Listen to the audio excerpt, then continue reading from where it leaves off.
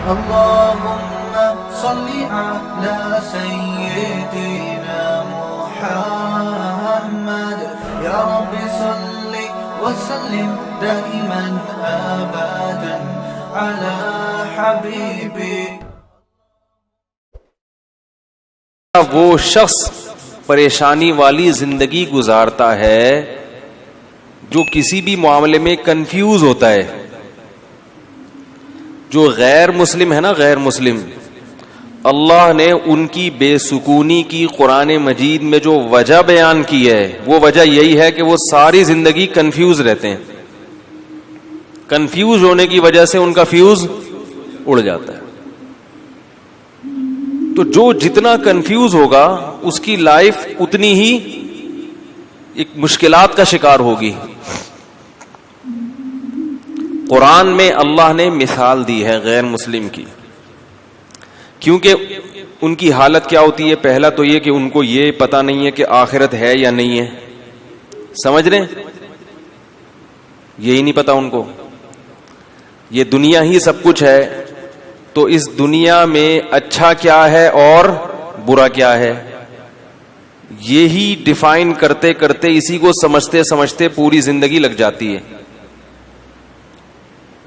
مدرسے والے راستے میں کسی صاحب نے گاڑی غلط پارک کر دی، اس کو ہٹائیں، سرمئی رنگ کی گاڑی ہے، بھائی ایسا نہ کیا کریں یار. تو ساری زندگی یہ اس مدرسے والے راستے میں اس طرف یہاں کسی نے گاڑی سرمئی رنگ کی غلط پارک کر دیا، ہم دیکھ نہیں رہے، آنکھیں بند کر رہے ہیں، جو بھی اٹھ کے چلا جائے بھائی. وہ شرمندگی وجہ سے ہو سکتا ہے نہیں اٹھ رہے ہو نا، صحیح ہے. تو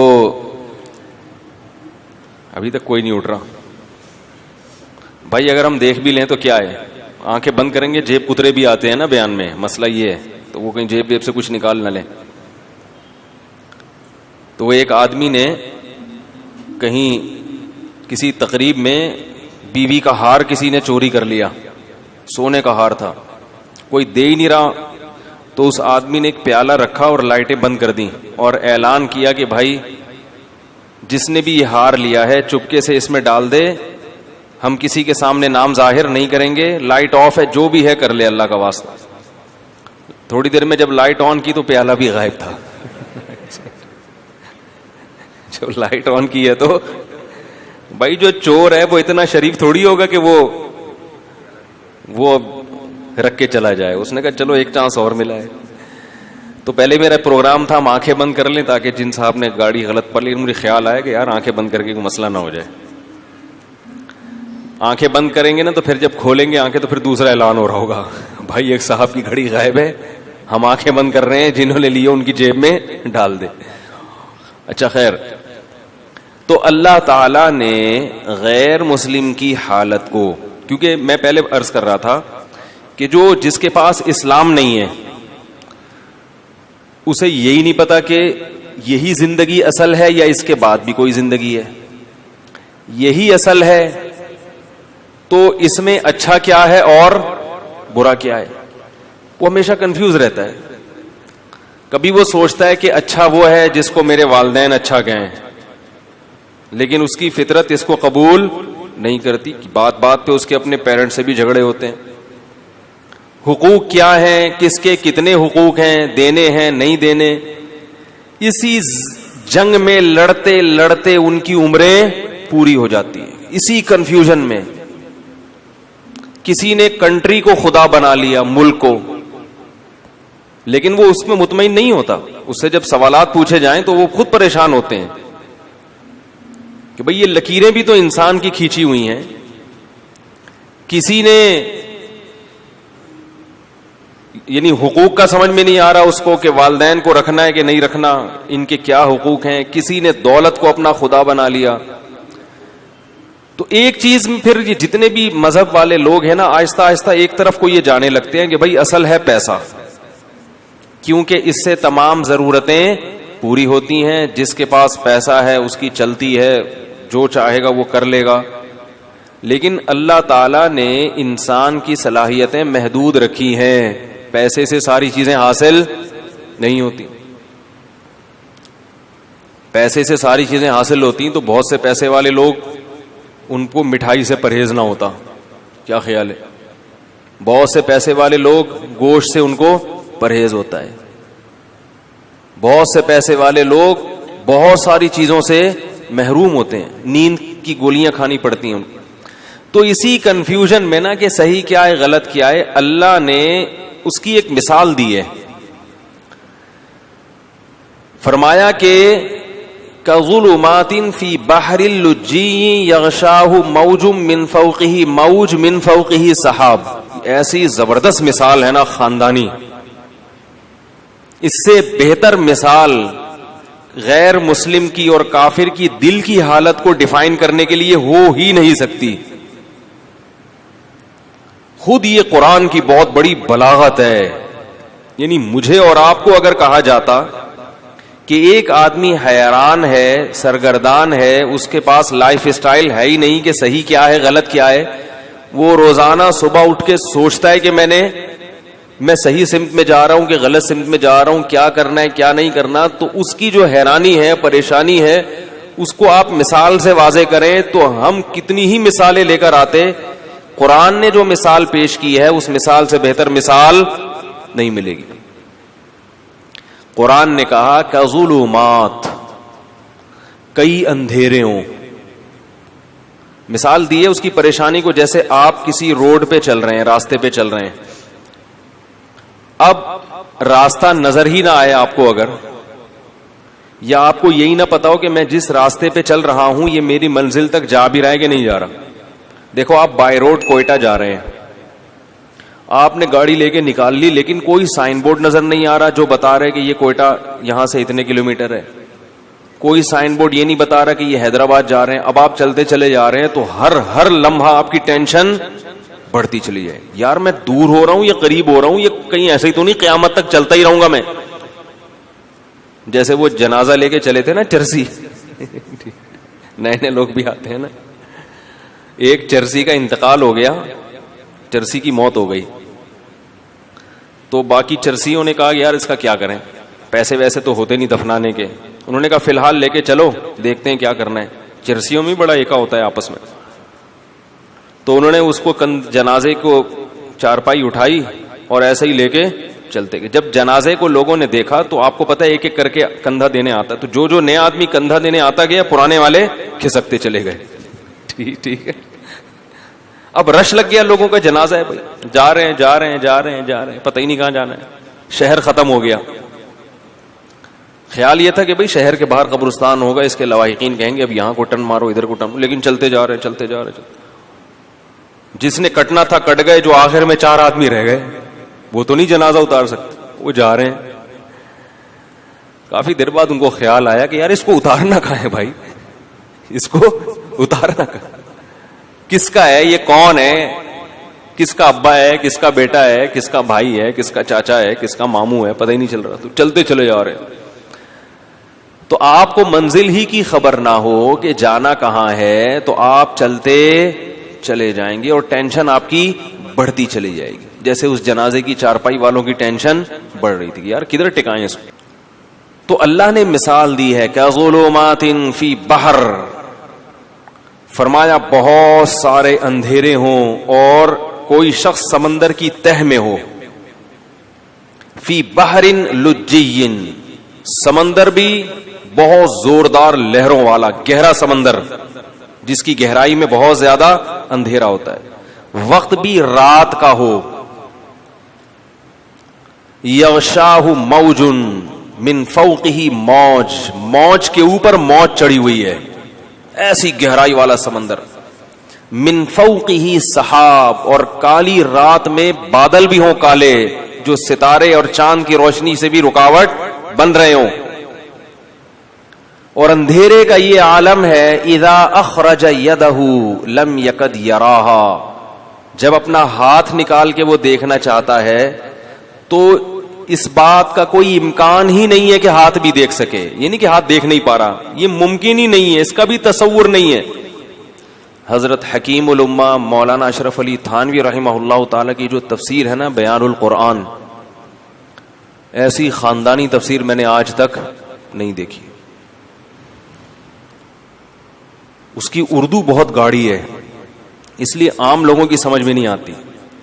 تو خاص طور پہ جو اہل علم حضرات ہیں, میں تو چھوٹا منہ بڑی بات ہوگی, لیکن میں ان سے بڑوں ہی کی نسبت سے ایک بات کہتا ہوں کہ اپنے مطالعہ میں بیان القرآن کو لازمی شامل کرو. حقیقی معنوں میں قرآن کی تفسیر ہے, دائیں بائیں نہیں ہوتا, موضوع من گھڑت ضعیف روایتیں نہیں ہوتی, ٹو دا پوائنٹ بات ہوتی ہے, اور قرآن کو حل کیا ہوتا ہے, ایران تران نہیں ہے اس میں. بعض تفسیروں میں ایسا ہوتا ہے کہ اللہ کا کلام کم ہے, آپ کا اپنا پروگرام اس میں زیادہ.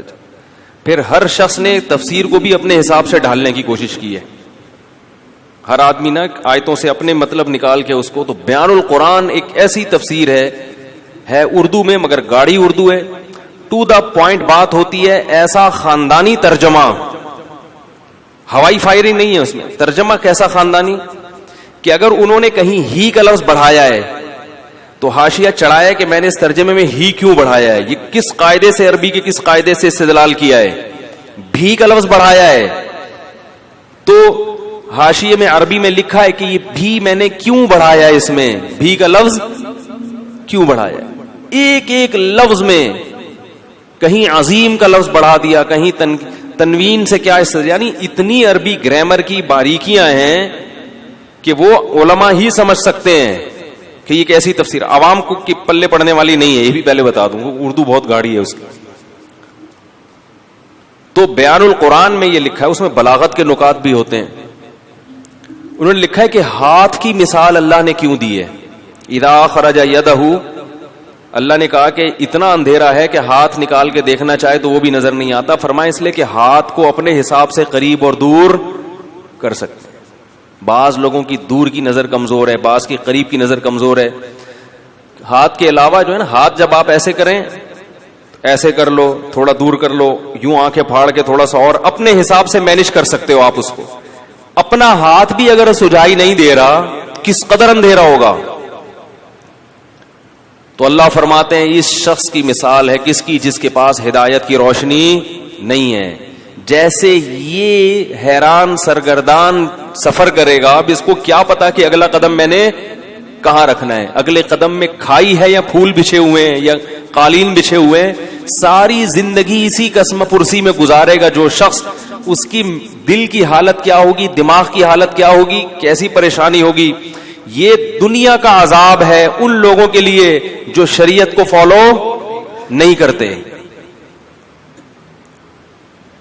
ہر شخص کو خوش کرنے کی کوشش میں لگے ہوئے ہیں. داڑھی کیوں نہیں رکھی جاتی, لوگ کیا کہیں گے. تو کیا بغیر داڑھی والوں سے لوگ خوش ہیں بھائی؟ میں اچھا نہیں لگوں گا, ملا سا لگوں گا, لوگ کیا کہیں گے. تو بھائی لوگوں کا تو میں تو اب تو مجھے تو یوٹیوب پہ سب سے آیا ہوں نا, کوئی صفائی پہ بیان کرو, اس بیان پہ پھر کمنٹس آتے ہیں. ابھی میں نے الہدا انٹرنیشنل پر بیان کیا, میں نے یہ نہیں کہا کہ معاذ اللہ وہ فرحت ہاشمی صاحبہ معاذ اللہ کوئی غلط خاتون ہے یا وہ غلط کام کر رہی ہیں, یعنی جو درس قرآن کے حوالے سے, یا ان کے درس اچھے نہیں ہیں, کچھ بھی نہیں میں نے کہا. ایک اختلافی مسئلہ بیان کیا کہ بھائی ان کے اس مسئلے سے ہمیں کیا ہے اختلاف ہے, تو وہ بھی تو بیان کرتی ہیں نا. بھائی جمہور امت کے خلاف انہوں نے ایک مسئلہ بیان کیا, اس پہ تو کوئی نیگیٹو کمنٹ نہیں کرے گا. ہم نے بتایا کہ بھائی وہی مسئلہ درست ہے جو جمہور امت کا ہے, اس پہ دلائل دے دیے.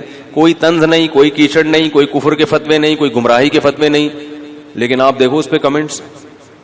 آج میں دیکھ رہا تھا کسی فیس بک پہ, اب ان لوگ کو تو اپنے بزرگوں کی جو ہے نا وہ غلط باتوں کو سیدھے کرنے سے فرصت ہی نہیں ملتی.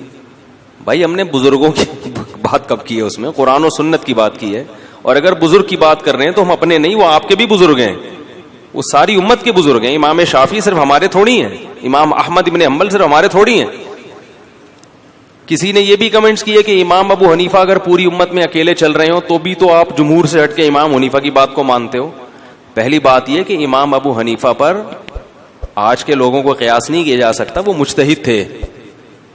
دوسری بات یہ کہ امام ابو حنیفہ کے بھی بہت سے اقوال ایسے ہیں جن کو حنفیوں نے ترک کیا ہے, جو پوری امت سے الگ تھے. میں ان کی مثال دوں گا تو بات لمبی ہو جائے گی.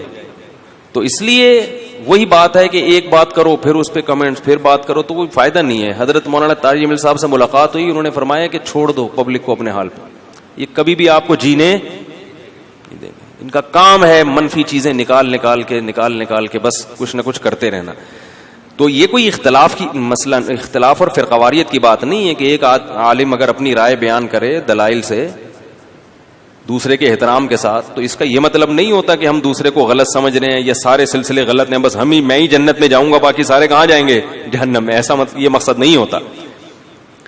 تو خیر، تو اللہ تعالی نے یعنی دنیا میں سزا کیا دی ہے؟ میں یہ عرض کر رہا تھا کہ ہم دنیا کو خوش کرنے کے لیے کام کرتے ہیں مگر دنیا خوش. ایک اور چھوٹی سی بات کر دوں، بات چل پڑی ہے. کسی نے ابھی یہ بھی کہا کہ یہ مفتی طارق صاحب جو ہیں کروڑوں روپے کما رہے ہیں یوٹیوب سے. یہ کیا کر رہے ہیں؟ ایک دھیلا بھی نہیں کما رہا، ایک سکہ رائج الوقت بھی نہیں کما رہا. نہیں آ رہی بات؟ میرا جو اپنا چینل ہے وہ بھی ابھی تک ہم نے رجسٹرڈ نہیں کیا، اور میرے بیانات سے لوگ کروڑوں روپے کما چکے ہیں جن پر میں نے کوئی پابندی نہیں لگائی اور ان سے 1 روپیہ بھی نہیں مانگا. یہ اتنا بڑا ظرف مولویوں ہی کا ہوتا ہے سمجھ رہے ہیں؟ حالانکہ میں اگر ان سے کہوں کہ آپ 80% مجھے دیں گے، 20% آپ رکھیں گے، تو ان کو ماننا پڑے گا یہ، اور وہ پھر بھی مجبور ہوں گے کیونکہ وہ میرے بیانات سے اتنے پیسے کما رہے ہیں. نہیں آ رہی میرا خیال ہے بات؟ پھر بھی نہیں میں کہتا ان سے، مجھے غیر اخلاقی حرکت لگتی. ٹھیک ہے یار، کمانے دو، بیان تو پھیلا رہے ہیں نا، تبلیغ تو ہو رہی ہے. لیکن اس کے کچھ نقصانات سامنے آئے ہیں، تو ان نقصانات کو کنٹرول کرنے کے لیے پھر ہم ابھی اس کو اپنے چینل کو رجسٹرڈ کروا رہے ہیں.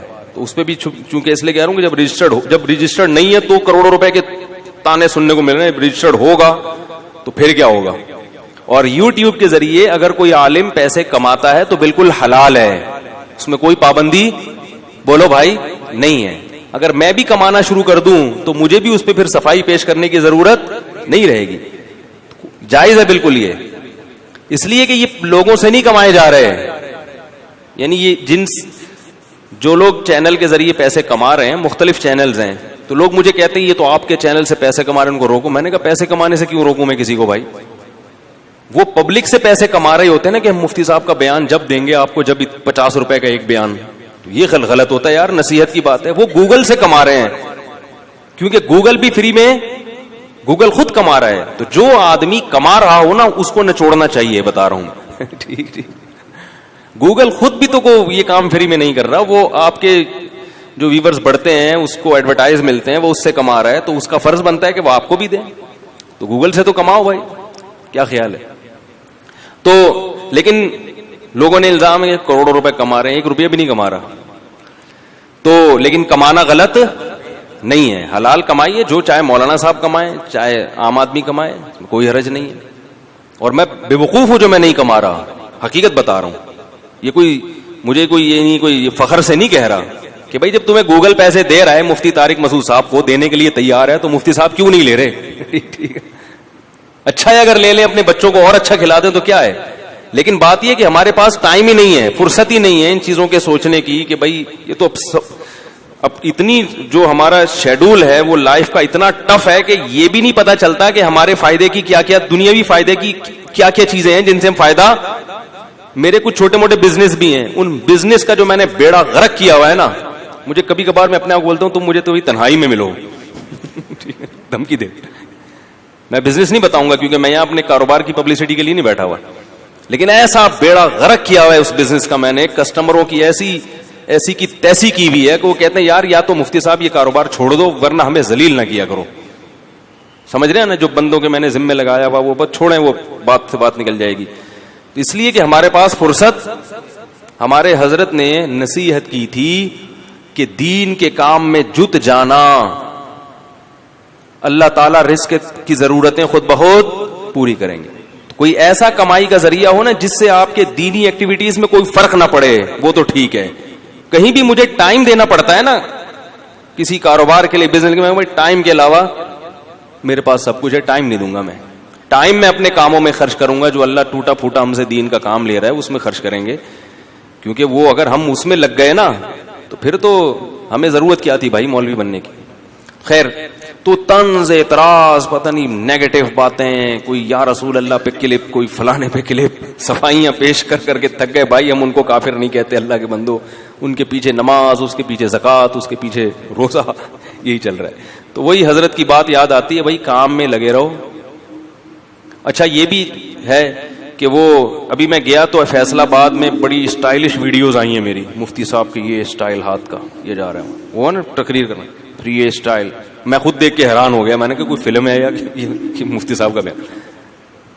اس پہ بھی بعض لوگوں نے، بعض کو واقعی بدگمانی بھی ہوتی ہے کہ یار یہ کیا فلمی ہیرو کی طرح انہوں نے شروع کر دیا ہے، کے لیے بناتے ہیں، سمجھ رہے ہیں. اب مفتی صاحب کو کہیں گھوڑے پہ بیٹھے ہوئے دیکھ لیا، ابھی میں جھنگ گیا تھا 2 گھنٹے گھوڑ سواری کی الحمدللہ، 10 کلومیٹر گھوڑے پہ چلاؤں میں، بہت سختی سے منع کیا. کسی نے ویڈیو اپلوڈ فل سپیڈ میں بھگایا ہے، وہ جو ایبٹ آباد والا ہے نا سلو موشن، وہ نہیں، خاندانی بھگایا گھوڑا ایسی سپیڈ میں گھوڑ سواری. بہت شوق ہے مجھے، ویڈیو اپلوڈ کرنے سے منع کیا سختی سے، کسی نے نہیں کرنی، کیونکہ کوئی فلم کے ہیرو تھوڑی ہیں ہم کو مفتی صاحب یہ اسٹائل میں آ رہے ہیں اب گھوڑے پہ یوں کر کے بیٹھے ہوئے ہیں.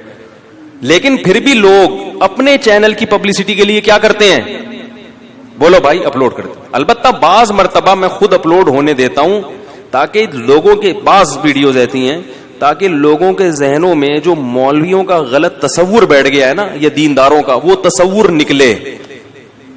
سمجھ رہے ہیں، وہ سمجھتے ہیں کہ بس یہ دلہن کی طرح مسجد میں آئے ایسے 4 آدمی ان کو پکڑ کے لے کے جائیں اور خراما یہ نہ چل سکتے ہیں، نہ دوڑ سکتے ہیں، نہ گھڑ سواری.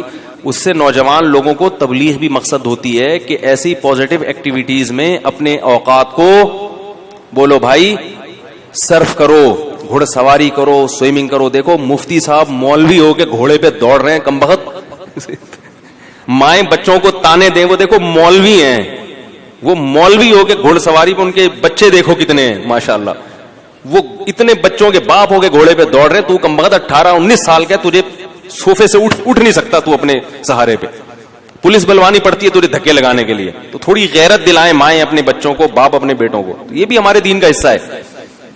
تو اس لیے جو یہی ہے کہ وہ چلتا رہے گا یہ سارا سیٹ اپ. تو خیر، تو اللہ تعالیٰ نے کیا مثال دی، ہمیں یس کر رہا تھا کہ ہم بھی کیا کرتے ہیں. کافر تو مکمل کنفیوز ہوتا ہے، مسلمان آدھا تیتر آدھا بٹیر. وہ کلمہ تو پڑھ لیتا ہے، جنت جہنم پہ یقین بھی کر لیتا ہے، لیکن آدھی شریعت کو فالو کرتا ہے. وہ اتوار کو بیان سننے آ جائے گا، جمعے کا بیان سن لے گا، لیکن بہت ساری چیزوں میں کیا کرے گا، یار نہیں یار یہ بیوی ناراض ہو جائے گی، یار یہ تو ابا، یہ تو دوست بولیں گے یار تم تو پروفیشنل مولوی لگ رہے ہو بالکل ہی یار، تم تو بالکل ہی یار یعنی عجیب سے ہو گئے ہو. اس طرح کی باتیں لوگ کرتے ہیں. تو ایسے لوگ یہ سمجھتے ہیں کہ ہم لوگوں کو خوش کر کے سکون کی زندگی گزاریں گے، حالانکہ وہ سکون کی زندگی نہیں گزار سکتے. کیوں؟ قرآن نے اس کو بڑا اچھی مثال سے سمجھایا ہے. فرمایا ضرب اللہ مثلا رجلا فیہ شرکاء متشاکسون ومثلا ورجلا سلما لرجل. فرمایا بتاؤ ایک آدمی ایسا ہے جس کے کئی آقا ہوں، کئی محبوب ہوں، اور وہ کئی محبوب بھی ایسے ہیں جن کے مزاجوں میں آپس میں بڑا اختلاف ہو. کئی محبوب ایسے ہیں جن کے مزاجوں میں آپس میں، مثال دیتا ہوں، کسی کی 4 بیویاں اور چاروں اپوزٹ دماغ کی ہیں، تو وہ ڈپریشن کا مریض بنے گا کہ نہیں بنے گا؟ چاروں کو خوش رکھنا اس کے لیے ممکن ہوگا ہی نہیں. چاروں کا مزاج بالکل الگ، چاروں پھڈے باز. وہ کہتی ہے میری دعوت قبول کرو، میرے ہاں ناشتہ کرو، کہہ رہی ناشتہ آپ نے میرے ہاں ہی کرنا ہے. تیسری کہہ رہی ناشتہ تو آپ کا باپ بھی میرے ہاں کرے گا. چوتھی کہہ رہی ہے ناشتہ روزانہ کس کے گھر ہوگا؟ میرے گھر. ایک کے ابا ایس ایچ او ہیں، ایک کے ڈی ایس پی، ایک کے آرمی میں کرنل ہیں، اور ایک کے ابا علاقے کے ناظم ہیں بھائی، اور ہول سیل کے حساب سے سالے بھی ہیں. اب چاروں کا مطالبہ کیا ہے؟ ناشتہ کس کے ہاں ہوگا؟ آپ کہو گے بھائی ناشتہ تمہارے ہاں، لنچ تمہارے ہاں، ڈنر تمہارے ہاں. کوشش کرو گے نا؟ نہیں. متشاکسون، جھگڑالو، نہ ضدی. بول دیا ناشتہ آپ نے کہاں کرنا ہے؟ ادھر کرنا ہے. پھٹے گا کہ نہیں پھٹے گا؟ یہ ٹینشن سے بولے گا بھائی 4 پراٹھے تھوڑی کھا سکتا ہوں میں، چلو ادھر بھی ناشتہ کر لیا، ادھر بھی کر لیا، ادھر بھی. پھر لنچ میں یہی پھڈے بازی. تو چاروں کو خوش رکھ سکتا ہے؟ بولو بھائی نہیں رکھ سکتا. ایک کہہ رہی مجھے اپنے ساتھ سفر پہ لے کے جاؤ، دوسری کہہ رہی اس دفعہ سفر پہ میں نے جانا ہے، تیسری کہہ رہی اس دفعہ تو ان دونوں نے جانا، میں نہیں جانا ہے. وہ قرآن اندازی کرے گا نہیں، قرے کو ہم نہیں مانتے، چلو بیگم تمہیں اس دفعہ تمہیں لے جاتا ہوں، اگلے چکر میں تمہیں نہیں، اسی دفعہ میں نے بھی. متشاکسون کا مفہوم سمجھا رہا ہوں آپ کو. پھڈے باز, ہر ایک کی خواہش ہے کہ ابھی میری جو چاہت ہے اس کو پورا کرو. بھائی آپ پورے ہو جاؤ گے اس میں, نہیں ہو سکتا. 4 دوست ہیں, کوئی بھی 4 محبوب ہیں, یا 3 ہیں, یا 2 ہیں, یا کئی سارے ہیں. اللہ فرماتے ہیں یہ شخص کبھی بھی سکون کی زندگی, بولو بھائی. آپ کہیں گے پھر میں 4 کی ترغیب کیوں دیتا ہوں جب سکون اللہ خود کہہ رہے ہیں. بھائی وہ اس لیے کہ ایسا ہوتا نہیں ہے کہ چاروں, ایک کا ناشتہ کر لو, ایک کے لنچ کر لو, ایک کے ڈنر کر لو, اگلے دن پھر ناشتہ یہاں کر لو. تو باریاں شریعت نے اسی پھڈے سے بچنے کے لیے, پھر بھی نہیں ہے تو پھر جاؤ ڈاکٹر کو دکھاؤ. ایسا بھی ہوتا ہے بعض دفعہ. ہم کب کہتے ہیں کہ لڈو کھانے کی نیت سے کرو, ہم تو کہتے ہیں بھائی جہاد ہے, پٹو گے. ٹھیک ہے, یہ تو ہم پہلے کہتے ہیں. ثواب ملے گا مگر پٹنے کا الگ ملے گا اور شادی کا الگ سے ملے گا. تو ضرورت ہے معاشرے کی. تو اللہ تعالیٰ فرماتے ہیں کہ ایک آدمی ہے ایسے ہیں جس کے محبوب ہیں, جس کے کئی خدا ہیں. ایک خدا کو خوش کرتے ہو, دوسرا خدا ناراض ہو جاتا ہے. دوسرا وہ ہے سلام الرجل, جس کا صرف ایک آقا ہے, اس کو پتا ہے صرف میں نے اس کو خوش کرنا ہے, اس کی چاہتوں کو پورا کرنا ہے. فرمایا بتاؤ هل یستویان مثلا, کیا سکون اور اطمینان میں دونوں برابر ہو سکتے ہیں؟ آج مسئلہ یہ ہے کہ ہم نے ایک اللہ کو محبوب حقیقی بنایا ہی نہیں ہے. جمعے کی نماز پڑھ لیتے ہیں اللہ کو خوش کرنے کے لیے, ایک آدھ روزہ بھی رکھ لیتے ہیں اللہ کو خوش کرنے کے لیے, عید پہ نہا بھی لیتے ہیں اللہ کو خوش کرنے کے لیے. لیکن بہت سارے کام ہیں جن سے اللہ ناراض ہو رہا ہے مگر بیوی بچے خوش ہو رہے ہیں, وہ بھی چلے گا ساتھ میں. جہیز بھی لے رہے ہیں, نفس خوش ہو رہا ہے اس سے, سود بھی کھا رہے ہیں, بینک کی جاب بھی کر رہے ہیں. رمضان میں جس دن دیکھا کہ یار ذرا آج بڑا مشکل لگے گا, آفس میں دل نہیں لگے گا اگر میں نے کچھ کھایا پیا نہیں, تو روزہ گول. ایک صاحب کا میرے پاس فون آیا کہ حضرت میں وہ 11 بجے آفس آیا ہوں, میں نے سوچا تھا کہ اگر گرمی سخت ہوئی تو چھوڑ دوں گا, گرمی کم ہوئی تو رکھ لوں گا, تو 11 بجے میں نیت کر سکتا ہوں, آج موسم اچھا ہے. میں نے کہا یار تم عجیب آدمی ہو, رکھنا ہے بھائی, یہ تو رکھنا ہی رکھنا ہے.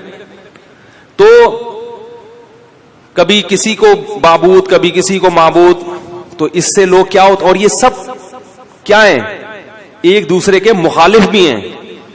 ساری مخلوق کو, سارے انسانوں کو آپ کبھی بھی خوش, سارے رشتہ داروں کو خوش نہیں کر سکتے. اماں کو خوش کرو تو بیوی ناراض, بیوی کو خوش کرو تو اماں ناراض, بہنوں کو خوش کرو تو بیگم ناراض. عجیب سا حساب چل رہا ہے. تو کہیں بھی نہیں ہو سکتا. اس لیے ایک قانون بنا دو بھائی, ہمارا رب کون ہے؟ اللہ ہے, سب سے پہلے وہ ہے, باقی سب اس کے بعد. ناراض ہوتے ہو تو ہوتے رہو, تم نے بھی مر کے مٹی ہو جانا ہے, ہم نے بھی مر کے مٹی. عزت کرو گے تو اچھی بات ہے, نہیں کرتے تم نے بھی مٹی. جنہوں نے عزت کی ہے فرعون کی ہے بھائی, وہ فرعون بھی گیا اور وہ عزت کرنے والے بھی گئے. فرعون غرق نہ بھی ہوتا تو بھی اب تک تو ویسے ہی مر چکا ہوتا. تو وہ رنگ رلیوں پہ زمانے کی نہ جانا اے دل, یہ خزاں ہے جو انداز بہار آئی ہے. جتنی مردی عزت ہو شہرت ہو, مٹی میں دفن کرنے کے بعد نا 2-4 دن کے بعد کوئی بھی یاد نہیں کرتا. ایسی دنیا کی حقیقت ہے. شہرت سے تو کبھی بھی متاثر نہیں ہونا چاہیے, اپنی بھی یا کسی اور کی بھی. بڑے بڑی لوگ آئے ہیں دنیا میں, بڑی بڑی شہرتیں حاصل ہوئی ہیں, غائب مرے تو 2-4 دن لوگ روئے ہائے ہوئے کیا ختم کہانی. تو اس لیے سب سے زیادہ مزے کی زندگی میں وہ ہے جس نے ایک اللہ کو اپنا رب بنا لی. وہ کہہ دے کر لو, کوئی روک نہیں سکتا اس کام سے. وہ کہے نہیں کرو, کوئی کروا کے نہیں, کسی میں دم ہے تو کروا کے دکھائے. میں جب وزیر آباد گیا, پرانی بات ہے, یہ واقعات سنانے کا مقصد کوئی اپنی قصے کہانیاں نہیں, جو بات قرآن کی بتانا چاہ رہا ہوں وہ دل میں بیٹھ جائے. میں جب وزیر آباد گیا نا تو وہاں وہ لوگ بھی سنتے میرا بیان, تو وہ یہ پرانی بات ہے, تقریباً 13-14 سال پرانی. تو انہوں نے 1 مہینہ رمضان کا میں نے وہاں گزارا, وہ میرے درس ہوئے, انہوں نے بڑا میرے درس کو پسند کیا. تو انہوں نے مجھے کہا کہ آپ یہیں ٹھہریں, اب آپ یہاں امامت بھی کریں اور یہاں خطابت بھی, ہم آپ کو اتنی تنخواہ دیں گے, حج کرائیں گے, یہ کریں گے. بڑا بھاری بھرکم لالچ. میں نے کہا نہیں, میں تو کراچی واپس جاؤں گا. میں نے کہا نہیں, میں تو, بچے بھی تھے میرے ساتھ, بہت اکرام کیا انہوں نے, واقعی بڑا اکرام کیا. وزیر آباد میں ایک مسجد ہے دارا کبوترا کے نام سے, وہ لوگ سنتے ہیں کبھی کبھار بیان تو سن رہے ہوں گے. یعنی 1 مہینہ میں نے اپنے گھر سے کھانا, کہتے ہیں 1 مہینہ نہیں کھائے, کوشش کے باوجود کہ بھئی آج ہم زبردستی مقابلے بازی, صبح سحری میں کھڑے ہوتے تھے, یہ دودھ لے کے دہی لے کے, بھائی خود بنانے دو یار گھر میں, عادت خراب ہو جائے گی, نہیں. پھر وہ افطاری میں پھر کھانا, وہ بھائی مزے ہی موجہ ہی موجہ. پنجاب والے ماشاءاللہ کھلانے پلانے میں, کراچی والے بھی کھلاتے ہیں کہ پنجاب والے کھاتے بھی ہیں نا, تو جو اب وہ اپنے حساب سے پھر کھلاتے ہیں. کراچی والا دھونے والے وہ خود بھی پیٹ بھر جائے گا اس کا, آپ کو بھی وہ سمجھے گا پیٹ بھر گیا, سامنے والے صحتیں نہیں ہیں یہاں پہ. تو اب کیا ہوا ہے کہ وہ روزانہ صبح مجلس ہوتی, میرا درس کے بعد وہ بیٹھتے, بھائی آپ یہاں ٹھہرے, میں کہتا نہیں مجھے جانا ہے وغیرہ وغیرہ. 15 دن انہوں نے زور لگایا, انہوں نے دیکھا ٹکنے کا نام ہی نہیں لے رہا. انہوں نے کہا آپ کو پرابلم کیا ہے؟ میں نے کہا بھائی میں, جو میرے استاذ ہیں, جو میرے شیخ و مرشد ہیں, میں ان کا آدمی ہوں. میں کیا ہوں؟ میں ان کا آدمی ہوں. جب میں مدرسے میں آیا تھا تو میں نے اپنے آپ کو ان کے حوالے کر دیا تھا, کہ اب اپنی لگام ہم نے ان کے ہاتھ میں پکڑا دی, کیونکہ ان پر اعتماد تھا. ایسے ہی کسی کے ہاتھ میں نہیں لگام پکڑائی جاتی, پہلے ان کو پرکھا اچھی طرح, بھائی ان میں دنیا کی محبت نہیں ہے اور علم بھی ان کا کامل ہے. تو اب ہم بچے ہیں, ہم بجائے اس کے کہ اپنی زندگی کو خود متعین کریں, کسی بڑے کے حوالے کر دو. انہوں نے ہمیں پڑھایا, انہوں نے ہمیں لکھایا, یہ سارا علم جو ہم یہاں آ کے آپ کی خیال کے مطابق موتی بکھیر رہے ہیں, سب ان کی محنت ہے. اب ہمیں پیسوں کی آفر آ رہی ہے تو ہم ان کو ٹاٹا کر کے چلے جائیں, ایسا نہیں ہوگا. تو میں نے کہا کہ ان کو لیٹر لکھیں, وہ اگر مجھے کہیں گے نا کہ یہیں ٹھہرو, تو آپ مجھے یہاں سے بھگا کے دکھاؤ پھر, ٹھیک ہے. اگر وہ مجھے کہتے ہیں کہ یہ مسجد سے جانا نہیں, تو میں نے کہا پھر آپ مجھے یہاں سے بھگا کے دکھاؤ. اور اگر وہ کہتے ہیں کہ یہاں نہیں رہنا, میں نے کہا آپ زنجیریں باندھ لو, مجھے جیسے موقع ملے گا میں وہ کاٹ کے بھاگ جاؤں گا. بے لگام اونٹ جو ہوتا ہے نا, شتر بے مہار, کبھی ادھر بھاگ رہا ہے کبھی ادھر بھاگ رہا ہے, وہ کسی کام کا نہیں ہوتا. جڑے پہلے مرکز متعین کرنے میں ٹائم لگا ہے, ایسا نہیں کہ کسی پہ بھی اعتماد کر کے اپنی زندگی کی لگام اس کے ہاتھ میں دے دی, ایسا نہیں ہے. پرکھنا پڑتا ہے, جانچنا پڑتا ہے. میں نے کہا ہمیں اپنے بڑوں پر الحمدللہ بھرپور اعتماد ہے, 8-10 سال ان کی صحبت میں ہم نے گزارے ہیں. میرا یہ خیال ہے کہ مجھے ان سے زیادہ بہترین لوگ اس دنیا میں مل ہی نہیں سکتے تھے. اللہ نے پتہ نہیں والدین کی کون سی نیکی قبول کی, ایسے لوگوں کے پاس ہمیں پہنچا دیا. تو اس کی برکتیں ہیں, اللہ تعالیٰ ٹوٹا پھوٹا کام لے رہا ہے. تو اس سے دیکھو یہ فائدہ کیا ہوا مجھے, کہ خیالات منتشر نہیں ہو رہے, سکون آ گیا طبیعت میں. بھائی وہ کہیں گے تو کر لیں گے, نہیں کہیں گے تو نہیں کریں گے. ورنہ انسان سوچتا, میں نے ایسے لوگوں کو بھی دیکھا, علماء کو بھی, جو پریشان کہ کیا کریں, اب ان کی زندگی بھی کس میں گزر رہی ہے, پریشان. پھر پیسے کی محبت آ جاتی ہے, یار دین کے تو یہ والے, اس میں پیسہ زیادہ ہے تو ادھر چلو. جب پیسے کی طرف آئے تو پھر پیسہ اصل مقصد بن گیا, تباہ ہو گئے. تو ہمیشہ انسان کی سکون کس میں ہے, کہ وہ اس کو یہ پتا ہو کہ میں نے کس ٹریک پر زندگی گزارنی ہے. اس میں سکون ہے انسان کی طبیعت میں, آرام سے سکون سے. اکابر پرستی الگ چیز ہے. اکابر پرستی کا مطلب یہ کہ آپ کے بزرگ کچھ بھی الٹا سیدھا کریں, آپ نے ان کو صحیح کرنا ہے, ایسا نہیں ہے. الحمدللہ یہ نہیں ہے. ہمارے بڑوں سے بھی بعض, ہماری کوئی حیثیت نہیں ہے, لیکن بعض چیزوں میں ہم بول دیتے ہیں کہ بھئی یہ والی رائے ہماری نظر میں, میرے شیخ تو 4 شادیوں کے قائل نہیں ہیں, میں نے اس میں اپنے شیخ کی مخالفت کی ہے. ٹھیک ہے, وہ نہیں قائل ہے اس کے. وہ کہتے ہیں زمانے میں, میں نے کہا نہیں ہونی چاہیے, میری دلائل ہے اس پہ, کتاب ہے. میں کہتا ہوں بھائی مجھے ان دلائل کا کوئی جواب دے. شیخ کے بارے میں یہ تصور کہ بھائی وہ دوسرے کاموں میں مشغول ہیں, دین کے کاموں میں, ان کو اس ٹاپک پر سوچنے کا موقع, اگر وہ سوچتے تو وہ بھی یہی کہتے جو میں کہہ رہا ہوں. نہیں موقع ملا تو چھوڑو ان کو اپنے حال پہ, آپ اپنا چلو. لیکن ان کا بھی ظرف اتنا بڑا ہے کہ ان کو بھی پتا ہے کہ اس کی ایک اس بارے میں رائے ہے, اور جو چیز حلال ہے اس میں وہ پابندی. تو یہ بھی تو سلیکشن ہے نا ہماری, کہ ایسے لوگوں کو ہم نے سلیکٹ کیا ہے. ان کو بھی پتا ہے کہ حدود سے, مرید کو اپنے حدود اللہ سے باہر. بعض شیخ کیا کرتے ہیں, مرید نے شادی کی خانقاہ سے کک آؤٹ, یا مرید نے کوئی ٹوپی ٹرینڈ نہیں کروائی تو خانقاہ سے کک آؤٹ. تو بھائی یہ ٹرینڈ وینڈ یہ جو شریعت تھوڑی ہے, یہ تو حدود اللہ پر قائم. خیر, تو سکون کس میں ہے؟ سکون ایک کو بڑا بنانے میں, اور وہ اصل کون ہے؟ اللہ. اس کو بڑا بنا لو, زندگی خدا کی قسم بڑی مزے کی گزرے گی. حضرت معاویہ رضی اللہ تعالی عنہ نے حضرت عائشہ رضی اللہ تعالی عنہا کو خط لکھا کہ اے, یعنی اپنی ماں کہہ کے خطاب کیا کہ آپ مجھے کوئی نصیحت کریں. حضرت عائشہ تو حضرت معاویہ سے عمر میں بہت چھوٹی تھیں, مگر جانتے تھے کہ پیغمبر کی زوجہ ہیں اور ہماری ماں ہیں, تو ان سے نصیحت لے رہے ہیں. فرمایا نصیحت مختصر ہو, جامع ہو, مختصر ہو. حضرت عائشہ نے نصیحت کی کہ جو لوگوں کو خوش کرنے کے لیے اللہ کو ناراض کرتا ہے, اللہ اس کو لوگوں کے حوالے کر دیتے ہیں اور پھر لوگ بھی اس سے خوش نہیں ہوتے. اور لوگوں کی ناراضی کی پرواہ کیے بغیر اللہ کی رضا میں لگا رہے تو لوگ بھی کیا ہو جاتے ہیں, بالآخر خوش ہو جاتے ہیں. اس طرح کا مفہوم ہے, پورے الفاظ نہیں ہے یہ. تو ایک کو اگر اللہ خدا بنا لیا جائے نا, بس وہی ہے, تو سب سے پہلا فائدہ کیا ہوتا ہے, زندگی میں سکون, آپ کو منزل کا پتہ چل جاتا ہے.